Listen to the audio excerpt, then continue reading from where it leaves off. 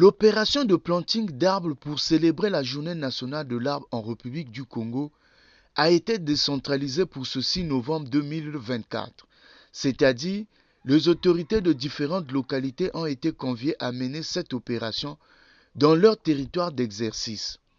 À Brazzaville, le chef de l'État congolais et son épouse n'ont pas dérobé à la règle. Alors, à côté d'eux, il y a eu plusieurs autres responsables des institutions, y compris le Conseil supérieur des églises de réveil du Congo, qui a été conduit par son président M. Germain Lubota. Celui-ci s'est prêté à notre micro pour nous parler de ce symbolisme en tant que serviteur de Dieu. Il était question pour les autorités, et singulièrement pour le chef de l'État, qui a institué cette journée, voici aujourd'hui 40 ans, de pouvoir reverdir Brazzaville. Reverdir Brazzaville en lui faisant à nouveau porter sa robe verte, parce qu'il se trouve que Brazzaville avait un peu perdu de sa superbe, parce que jadis, tout le monde sait que Brazzaville, c'est Brazzaville la verte. Mais or, avec les changements climatiques, avec tout ce que nous connaissons sur la dégradation de l'environnement, eh bien, il se trouve que les autorités ont pensé qu'il faut reverdir véritablement cette ville, surtout quand on sait tous les bienfaits, n'est-ce pas, qu'un arbre peut apporter à l'humanité. Vous savez que dans la parole de Dieu, lorsque Dieu, à l'aube de l'humanité, a donné l'herbe, mais aussi les arbres qui portent du fruit, Dieu a dit dans Genèse chapitre 1 verset 29 que ce sera là votre nourriture. Donc en fait dans l'arbre, il y a beaucoup de bienfaits. L'arbre, si vous voulez, a été donné à l'homme sur cette terre pour être véritablement un bienfait pour l'homme sur la terre.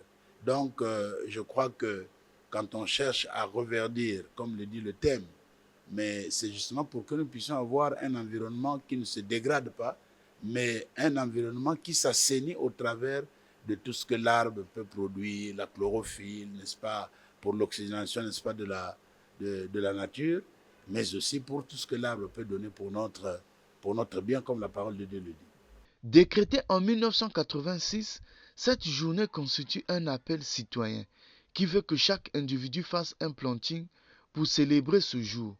Cette année qui marque la 38e édition a eu pour thème « Mobilisons-nous ». 2 millions d'arbres pour des villes vertes et durables. De ce fait, le Conseil supérieur des églises de réveil du Congo, Caresco en signe, comme étant une composante des forces vives de la nation, ne peut quant à lui être insensible à cette action. C'est vrai que les gens ont tendance à ne voir que l'acte politique, c'est-à-dire l'acte posé par ceux-là qui nous gouvernent, et peut-être aussi les gens voient toutes les dépenses qui sont faites autour, mais quand encore une fois on sait ce qu'un arbre peut procurer à l'homme, je pense que c'est un bel investissement que toujours de penser planter un arbre, non seulement à l'occasion de la journée nationale de l'arbre, mais à tout moment.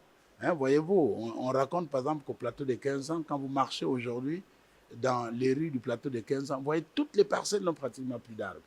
Et quand il fait chaud, la chaleur, parce qu'il manque des arbres pour absorber, n'est-ce pas, ces chaleurs-là, eh bien, vous voyez que finalement, ça devient suffocant de vivre dans un tel environnement. Donc, le conseil que nous pouvons donner, c'est de penser toujours à planter un arbre, parce que planter un arbre, c'est assainir notre environnement et c'est véritablement faire en sorte que nous puissions, comment dirais-je, améliorer notre bien-vivre avec la nature que Dieu nous a donnée. Pas du tout. Pas du tout. D'abord, vous savez que le Conseil supérieur des églises de réveil du Congo, c'est vrai, est une des institutions qui fait partie aujourd'hui des forces vives et qui a toujours participé en tant que de besoin lorsque surtout les autorités nous sollicitent. Le Conseil supérieur des églises de réveil du Congo est une organisation de croyances chrétiennes qui a toujours été aux côtés des pouvoirs publics dans la démarche de bâtir les valeurs sociétales.